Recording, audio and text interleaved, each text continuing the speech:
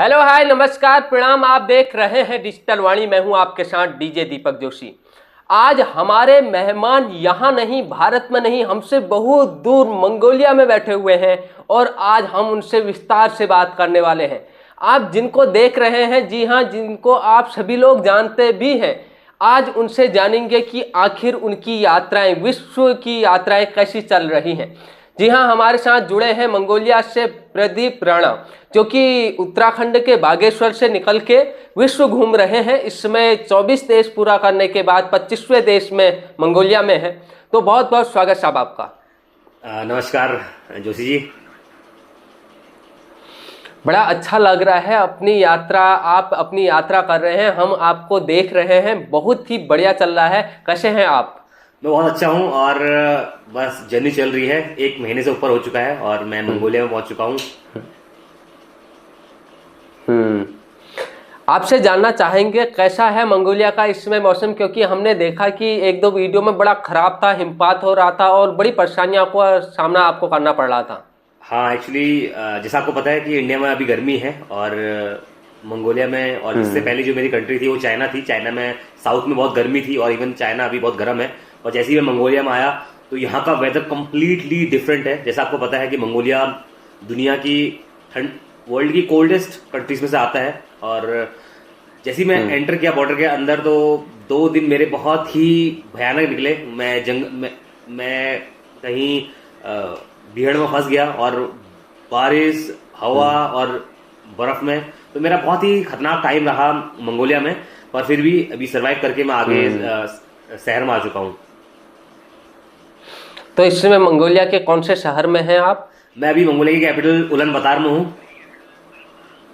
अच्छा, तो यहाँ पर आपको खाने की कोई दिक्कत तो नहीं? क्या खा रहे हैं आप? खाने के बारे में भी पूछना चाहेंगे। खाने की दिक्कत यहाँ पे बहुत बड़ी है एक्चुअली, क्योंकि यहाँ पे जो इनका खाना है, मंगोलियन लोग का खाना, ये नोमैडिक लोग हैं। ये नोमैड्स में, नोमैड झुंड में रहते हैं और बहुत दूर दूर एरिया में रहते हैं। मंगोलिया कोई छोटा देश नहीं है, ये वर्ल्ड का 19th लार्जेस्ट कंट्री है। और यहाँ पे लोग, और इसको वर्ल्ड का एम्प्टीएस देश बोलते हैं, खाली देश बोलते हैं। क्यों बोलते हैं? क्योंकि जब मैं बॉर्डर से आया तो मुझे लोग दिखे ही नहीं रास्ते में। 400 किलोमीटर तक एक एक गांव आपको, मतलब एक शहर मिलना आपको मुश्किल हो जाता है। तो आपको यहाँ पे बहुत अकेलापन फील होता है। तो यहाँ पे जो उनका खाना है, ये मोस्टली यहाँ पे मीट खाते हैं, क्योंकि यहाँ पे ठंडा बहुत होता है, -30 -40 रहता है। तो यहाँ पे मोस्टली मीट खाते हैं। तो वैसे यहाँ पे आपको पता है बीफ वगैरह सब कुछ बहुत खाते हैं, तो मैं नहीं खाता हूँ। और इसके अलावा यहाँ पे डॉग, घोड़ा वगैरह सब कुछ खा लेते हैं। तो जब मैं यहाँ पे गया खाने के लिए रेस्टोरेंट में, तो बहुत ही अलग इनका खान पान है और बहुत ही ना मसाला ना कुछ, मीठा मुझे कुछ देखने को मिला, तो मुझे बिल्कुल पसंद नहीं आया। तो उसके बाद फिर मैं बस चावल लेता हूँ सुपरमार्केट से, और उसके बाद कुछ वेजिटेबल्स लिए, उनको फ्राई किया नमक के साथ, सॉस के साथ, वो खा लिया। तो वो मेरा अभी आजकल खान पान चल रहा है। पर लकीली यहाँ पे अच्छी बात यह है कि यहाँ पे हमारे उत्तराखंड के बहुत सारे शेफ लोग यहाँ पे हैं। मुझे यहाँ पे उत्तराखंड के 15 से 20 शेफ लोग मिल चुके हैं और उनके साथ मैं रुका हूँ और उनके घर पर खा रहा हूँ। तो मुझे बड़ा अच्छा लग रहा है। बहुत बढ़िया, बहुत बढ़िया। तो जो ये आपकी वीडियो में हमने देखी थी, जिसमें आप कह रहे थे कि जो होटल में आप खाना खा रहे थे बड़ा महंगा वहाँ पर था, तो यहाँ और वहाँ में कितनी महंगाई का अंतर है? इंडिया में अगर आप बाहर खाने जाओगे रेस्टोरेंट में, तो 300 रुपए का आप एक कटोरी कढ़ाई चिकन और 2-3 रोटी आप खा लोगे आराम से। यहाँ पे वही खाना आपका 1800-1900 रुपए का मिलेगा आपको। तो मैं परसों एक रेस्टोरेंट में खाना खाने गया, बहुत ही महंगा पड़ा। तो उसी के बाद मुझे फिर हमारे जो उत्तराखंड के लोग थे उनसे मेरा परिचय हुआ, और उसके बाद फिर मैं उनके घर पे हूँ, और वो रेस्टोरेंट उनका अपना है यहाँ पे है। तो उससे मुझे खाना मेरे पास मुझे लेकर आते हैं, तो मुझे दिक्कत नहीं होती है। मतलब कुल मिला के भारतीयों का भरपूर प्यार आपको मिल रहा है विदेश में। बिल्कुल बिल्कुल बिल्कुल। मुझे यहाँ पे इंडियंस लोग यहाँ पे बहुत हैं, और अपने उत्तराखंड के लोगों ने मुझे बहुत सपोर्ट किया है। और यहाँ पे मुझे बहुत सारे शेफ लोग मिल रहे हैं जो मुझे बहुत सपोर्ट कर रहे हैं इस जर्नी के लिए। इससे पहले आप 1 महीने चीन में रहे, तो चीन में जो परेशानियां आपको मंगोलिया में सामना करनी पड़ी हैं, ये भी चीन में भी करनी पड़ी, या वहाँ की परेशानियां कुछ अलग थी? चीन में भी ऐसा ही है। चीन में एक्चुअली आपको पता है कि पूरी दुनिया से वो कटा हुआ है। बाहर के जो भी ऐप है, जो भी भाषा है, वहाँ पे नहीं चलती है। तो सबसे बड़ी दिक्कत यही हुई। हमारा फोन में जो भी एप्स थे वो चाइना आके बिल्कुल बंद हो जाते हैं। आपको पता है गूगल और ये सब कुछ, फेसबुक, इंस्टाग्राम, यूट्यूब कुछ भी नहीं चलता है चाइना में। तो एक बहुत बड़ी प्रॉब्लम हो जाती है। और साथ ही में दूसरी बात, वहाँ पे इंग्लिश बहुत कम बोलते हैं और वहाँ पे उनकी मोस्टली चाइनीज लैंग्वेज यूज की जाती है हर जगह पे, तो उससे मुझे बहुत दिक्कत हुई। और जब चाइना पहुंचते हो तो आपको वहीं के लोकल ऐप यूज करने पड़ते हैं, तो कभी कभी आपको दिक्कत फील होती है। और खान पान भी अलग है, पर हम आपको पता है कि हमारे इंडिया में इंडो चाइनीज फूड कितना प्रसिद्ध है, तो हम उतना खाने से दिक्कत नहीं हुई, पर कहीं ना कहीं मुझे बोलचाल में और यहाँ वहाँ मैनेज करने में दिक्कत हुई बात उसमें। चीन में कितने दिन रहे, चीन में कितने दिन गुजारे आपने? चीन में मैं था 1 महीना, और 1 महीने के आसपास मैं रुका। उसमें मैंने ग्वांगडोंग प्रोविंस किया कवर, और फिर बीजिंग जो कैपिटल सिटी है चाइना की, वहां पे गया। और साथ ही में चाइना का वर्ल्ड का सबसे longest wall, the great wall of China, वहां भी गया। मतलब मुख्य मुख्य शहरों में आप चीन के घूम चुके हैं? हाँ, जो भी मुख्य मुख्य शहर थे, इतने ज्यादा नहीं जा पाए। चाइना एक्चुअली बहुत एक्सपेंसिव है, तो यहाँ पे कहीं भी जाना आपको बहुत खर्चा पड़ता है। और साथ ही में आपको यहाँ बुलेट ट्रेन लेनी पड़ती है या स्लो ट्रेन, कुछ भी लो तो बहुत ज़्यादा खर्चा है, तो मैं ज़्यादा जगह जा नहीं पाया। और टाइम भी कम था, तो इसलिए फटाफट मैं मुझे तैयारी करनी थी अपनी जर्नी के लिए, तो फिर मैं ग्वांगडोंग सीधा बीजिंग से निकल गया बाहर मंगोलिया की तरफ। एक वीडियो में आप कह रहे थे मेरे को घर की पड़ी याद आ रही है, तो आपका स्वास्थ्य भी कुछ खराब था, कैसा है अब आपका स्वास्थ्य? स्वास्थ्य मेरा ठीक है। एक्चुअली क्या हुआ कि जब मैं चाइना से आया तो चाइना गर्म मौसम था, एक ऊपर को एकदम ठंडे में आ गया, यहाँ पे एकदम से -5 -6 हो गया, तो एकदम से तबीयत खराब हो गई। और पानी चेंज हो गया तो तबीयत खराब हो गई, तो बहुत बड़ा अजीब लगा, बड़ा गंदा लगा कि यार मैं यहाँ क्या कर रहा हूँ अभी। तबीयत खराब अगर घर में हुई होती तो घर में आराम से घर में लेटा होता, वहाँ पे दवाई मिल जाती, यहाँ पे खाना पीना घर वाले खिचड़ी खिला देते थे, तो मतलब बहुत अच्छा है। घर में एक अलग ही माहौल होता है, पर जब आप ट्रैवल में निकलते हो तो आपको यहाँ अपने आप अकेले सब कुछ मैनेज करना पड़ता है। तो यहाँ पे सब कुछ मैंने अकेले खुद मैनेज किया, खाना बनाना सब कुछ करना। तो मतलब कि जब आपका कोई नहीं होता तो आपको खुद अपने आप को देखना पड़ता है, तो वो बड़ा जरा दर्द फील होता है उस समय। तो लगता है कि क्यों ना घर चले जाए, और घर में होते तो अच्छा रहता।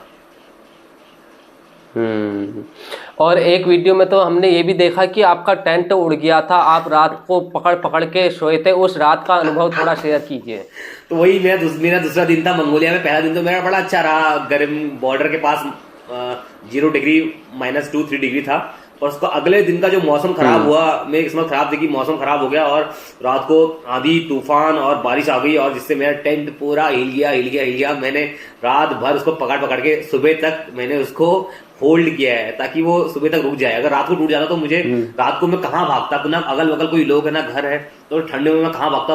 50 किलोमीटर प्रति घंटा के उससे हवा चल रही है, तो इतना खतरनाक सिचुएशन था वो। तो वो मेरे लिए बहुत ही भयानक रात थी मेरी अभी तक की जर्नी की। अभी तक मैंने 25 देश में से सबसे भयानक जो देश और भयानक जो मोमेंट रहा है वो यही है मंगोलिया।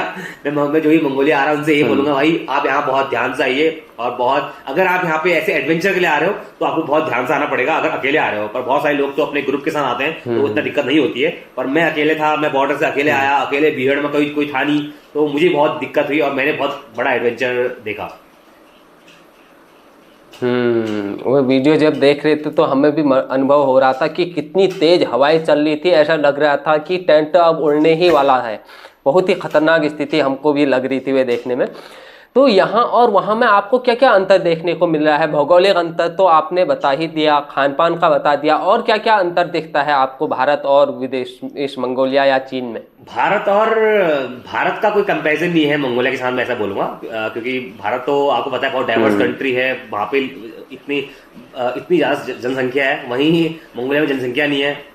मंगोलिया जो है वो एक लैंडलॉक कंट्री है। लैंडलॉक कंट्री मतलब कि इनका कोई भी समुद्र, उससे कोई भी उनका वो नहीं है, कनेक्शन नहीं है। तो जो भी इनका समुद्र का सामान आता है वो ये यूज करते हैं। चाइना का टियानजिन पोर्ट है बीजिंग के पास, वो चाइना ने इनको दिया है यूज करने के लिए, तो वहां से इनका जो भी समुद्र का सामान आता है वहां से आता है। सबसे बड़ी दिक्कत ये होती है कि आपके पास समुद्र ना हो तो आपको ट्रेड करने में दिक्कत होती है, तो यही सबसे बड़ी मंगोलिया में दिक्कत है। तो इनको डिपेंडेंट रहना पड़ता है कहीं ना कहीं रशिया और चाइना जैसे बड़े देशों में। और मंगोलिया जो है, मंगोलिया बहुत ठंडा देश है, यहाँ पे साल के 6 महीने पूरी बर्फबारी रहती है, यहाँ पे पानी पूरा सूखा, यहाँ पे पूरा जमा रहता है, हर एक चीज जमी रहती है। तो इनको खाना वगैरह, साग सब्जी मीट, हर चीज इनको बाहर कंट्री से लाना पड़ता है। तो ये बहुत ही यहाँ पे रहना बहुत ही टफ सिचुएशन है, और यहाँ पे हर एक चीज बाहर से बनती है। यहाँ पे ना गाड़ी बनती है, ना घोड़ा, ना कोई, यहाँ पे मतलब कुछ भी नहीं बनता है। तो हर चीज इनको इम्पोर्ट करना पड़ता है चाइना, रशिया और इंडिया से। हाँ। तो यहाँ पर आर्थिक रूप से आदमी किस तरीके से है, सक्षम है, या यहाँ से थोड़ी गरीबी देखने को मिलती है? यहाँ पे लोग सक्षम है, ऐसी बात नहीं, यहाँ पे बहुत लोग सक्षम है। यहाँ पे वर्ल्ड, यहाँ के बस इस देश में 22% ही लोग गरीबी रेखा से कम है, और उससे ऊपर सब सब उस तरीका से ऊपर है। और बाकी यहाँ पे जो मंगोलिया के लोग हैं, यहाँ पे आपको पता है कि बहुत बड़ा लैंड है, यहाँ पे इनके पास नेचुरल रिसोर्सेज बहुत है, रॉ मिनरल्स बहुत है, कोल, कॉपर, माइनिंग में आप यूरेनियम बोल दो, आप गोल्ड बोलो, और जो बहुत महंगे प्रीशियस स्टोन्स होते हैं इनके पास भर भर के पड़े हुए हैं। तो ये चीजें जो ये है ये डील करते हैं दूसरे कंट्रीज के साथ। जैसे कि यहाँ से ये जो ये महंगे स्टोन्स हैं, जो ये रॉ मिनरल्स हैं, कोल हो गया, ये हर कंट्री को चाहिए, यूरेनियम वगैरह ये बेचते हैं, रशिया को बेचते हैं, चाइना को बेचते हैं, इवन इंडिया को भी बेचते हैं। मतलब प्राकृतिक संसाधनों से संपन्न एक देश मंगोलिया, जो अपने प्राकृतिक संसाधनों की वजह से आर्थिक रूप से भी सक्षम है। बिल्कुल सही कहा। आपने नया चैनल बना लिया अपना, जो हम बात कर रहे हैं इसे कोई देखना चाहे तो यूट्यूब, इंस्टाग्राम में देखता है, फेसबुक में देखता है, लेकिन यूट्यूब में आपने नया चैनल बना दिया, हाँ जी, राणा ऑन वर्ल्ड टूर करके। हाँ जी, इसमें आप वीडियो डाल रहे हैं आज? हाँ जी, जो भी मेरे अपडेट्स है, जो भी मैं रेगुलर वीडियोस डालता हूँ अपने इंस्टाग्राम पेज पे प्रदीप राणा और फेसबुक पेज प्रदीप राणा, और यूट्यूब में मेरा राणा ऑन वर्ल्ड टूर करके मेरा यूट्यूब चैनल है नया। उसमें आप देख सकते हैं मैं कहाँ जा रहा हूँ, क्या कर रहा हूँ, किनसे मिल रहा हूँ, कैसे उस कंट्री के बारे में जान सकते हो और मेरी जर्नी के बारे में जान सकते हो। पुराना चैनल भी था आपका एक यूट्यूब में, वो बंद हो गया क्या? पुराना चैनल भी है प्रदीप राणा नाम से, वो भी है, पर वो एक्चुअली लास्ट 7-8 महीने से मैं घर पे था तो मैंने वीडियो डाली नहीं, तो उसकी वजह से उसमें जरा रीच कम हो गई थी, इसकी वजह से मैंने उसको बंद कर दिया और नई जर्नी के लिए नया चैनल स्टार्ट किया। तो मंगोलिया में अभी और कितना समय रहने वाले हैं आप? मंगोलिया में बस 1 हफ्ता और रुकूंगा। एक्चुअली बहुत सारी चीजें चेंज हो गई, आपको पता है, आपने मुझे या लोगों ने मुझे देखा होगा, मैं पहले साइकिल से ट्रैवल करता था और इस बार भी मेरा साइकिल से ही प्लान था। मैंने बीजिंग में साइकिल ली और जैसे ही मैं मंगोलिया पहुंचा 2 दिन साइकिल की, उसके बाद यहाँ का जो वेदर है बहुत ही हार्श कंडीशंस हो चुकी हैं, यहाँ पे साइकिलिंग करना पॉसिबल नहीं है। अभी आपको पता है कि इंडिया में ठंडी आने वाली है, पूरी दुनिया में ठंडी आने वाली है, और मैं वहां पे हूँ जो वर्ल्ड के सबसे ठंडी जगहों में से एक है, और मैं वहां जाने वाला हूँ। तो अभी इसके बाद में जा रहा हूँ रशिया, जो वर्ल्ड में जहाँ पे सबसे ठंडी जगह है वर्ल्ड की, यकुत्स्क है, जहाँ -50 -60 जाता है टेम्परेचर। और उसके बाद फिर मैं कजाकिस्तान जा रहा हूँ, फिर तुर्कमेनिस्तान, ये स्थान, ये सब जो कंट्रीज हैं ये बहुत ठंडी कंट्रीज में से एक है, ये बहुत ऊपर है। और तो अब मैंने ये प्लान किया है कि साइकिल को यहीं बेच के और सामान यहीं बेच के मैं अब जर्नी तो कंटिन्यू रखनी है। अब मेरे पास ऑप्शन नहीं था कि या तो मैं सब कुछ छोड़ छाड़ के घर निकल जाऊं वापस, पर ये मैं करना चाहता नहीं हूँ कि मुझे जर्नी, एक मैंने चैलेंज दिया है कि मैं पूरा 1 साल इंडिया से बाहर रहूं और ट्रैवल करूं, और इतना सब कुछ पैसा लग चुका है और मेरे स्पॉन्सर्स का मेरे पे पैसा लगा हुआ है, तो कहीं ना कहीं मुझे जर्नी कंप्लीट करनी है। तो मैं साइकिल वगैरह सब कुछ यहाँ बेचने की कोशिश कर रहा हूँ, अगर नहीं बिकती है तो यहाँ पे हमारे उत्तराखंड के लोग हैं, यहीं पे छोड़ छाड़ के मैं यहाँ पे एक बैग लूंगा और अपना सामान पूरा बैग में डाल के आगे जो ठंडी कंट्रीज है यहाँ पे साइकिलिंग नहीं हो सकती, वहां पे मैं पूरा गाड़ी से, बस से, ट्रेन से और चेकिंग करके आगे जाऊंगा यहाँ से 5, 6, 7, 8 डेज, जब तक ठंडी ना निपट जाए। अभी यहाँ तो ठंडी आई भी नहीं है, आप वहाँ पहुँच गए जहाँ आजकल ही इतना ठंडा है और ज़्यादा ठंडे स्थानों में जाने वाले हैं। वाकई में ऐसे स्थानों में साइकिल चलाना तो बड़ा मुश्किल होता है, और ठंडियों में तो वैसे ही हाथ जकड़ जाते हैं। तो आगे की यात्रा बस, ट्रेन और टैक्सी से आप करने वाले हैं? हाँ, आगे की यात्रा जो पूरी होगी वो मेरी बस, train, car, flight, all mode of transportation से होगी। जी, चलो, बड़ा अच्छा लगा आपसे। आप उस देश में हैं जो अपने वीरता के लिए भी जानी जाती है, और बड़ा अच्छा लगा आपसे बात करके। आप घूमते रहें, अगले देश से फिर आपके साथ जुड़ेंगे। जब रशिया आप पहुंच जाएंगे तो रशिया के बारे में जानेंगे, मंगोलिया के बारे में बहुत कुछ जाना, आपके एक्सपीरियंस को जाना।